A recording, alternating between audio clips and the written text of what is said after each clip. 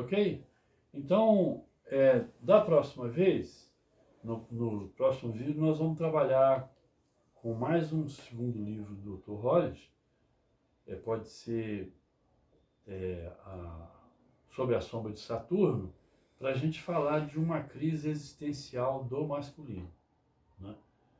E essa crise ela é marcada pelo complexo materno, que o homem que não conseguiu se afastar da maternidade possessiva, mas não é um problema da mãe em si, é um problema mais do pai que não conseguiu servir de uma referência para ele.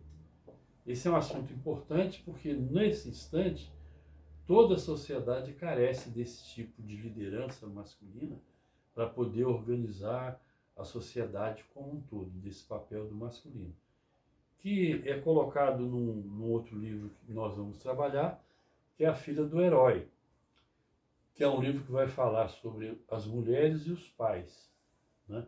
Que é uma questão fundamental.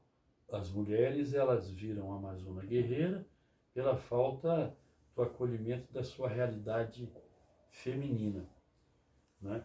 Então, quando o pai se envolve com a filha, no sentido de proporcionar a ela que ela seja tudo o que ela puder ser, né, dentro da natureza dela, do que ela quer, do que ela precisa, então ela desenvolve uma grande autoestima, sem o prejuízo da parte feminina. Quando isso não acontece, ela então vai virar uma lutadora, né? Tem um texto da Susana Kennedy no Google que chama de Guerreira para a Deusa, né? Então aí está a diferença nessa gama enorme entre a fada e a bruxa, das histórias dos contos de fada, que também nos ajuda bastante para poder entender a realidade, né? A questão toda da consciência é tirar a pessoa da luta.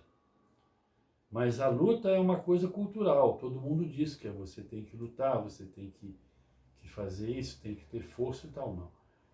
Quando você desenvolve a consciência, a luta fica em segundo plano. Você não tem necessidade de estar fazendo análise das coisas, julgamento das coisas, lutando e tudo.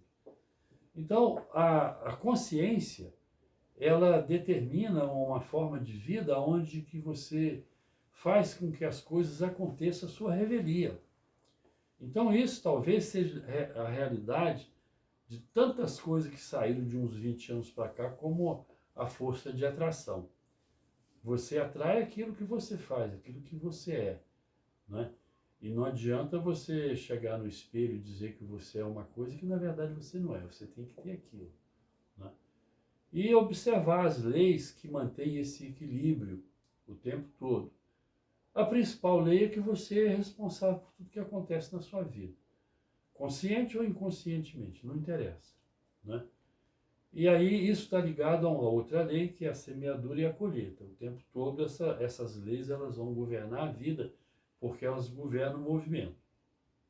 Então, um outro texto que eu preciso passar para vocês é de um outro autor, faz parte dessa coleção de material, que é do Edward Edinger, que é Mistério da Coneúncio. A Coneúncio, na verdade, é a relação dos opostos, né? Que o James Hillman, coloca como sendo a psicologia alquímica. Mas Edward Edinger escreve isso num livro de 120 páginas. Muito fácil de entender. No lugar de 4 livros de 500 páginas que o Jung pesquisa sobre a questão básica da coneúncio, ou a alquimia, a união dos opostos que cria uma harmonia. Essa é o objetivo, na verdade, da vida, né? Isso é mostrado, inclusive, hoje na física e na medicina psicossomática, a origem de todos os problemas das doenças, de acordo com o que elas se manifestam. Então, é claro que a medicina ela vai lidar apenas com o problema da manifestação em si, do efeito, apenas com o sintoma. Então, o sintoma é estudado e se desenvolve um procedimento, o procedimento determina um medicamento e um prognóstico. Então isso é a única forma de organizar, por exemplo, a profissão do médico. Então a maioria deles são técnicos que entendem a radioimagem e a parte dos exames laboratoriais para poder estudar a questão toda dos hormônios e essa coisa toda. Mas quando a pessoa desenvolve essa parte da consciência, aí vai entrar uma parte importante que é ela poder atender o seu próprio corpo, que tem a inteligência própria dele, né? Então esse assunto ele vai ser colocado, quando eu falar, pode ser no próximo vídeo, sobre a Coneunsho, sobre a psicologia alquímica. Em termos da parte alquímica, quando Jung vai estudar, ele entende, por exemplo, que o Novo Testamento é um projeto alquímico, porque as parábolas do Cristo são colocadas dentro de uma ideia que no campo da lógica não faz sentido.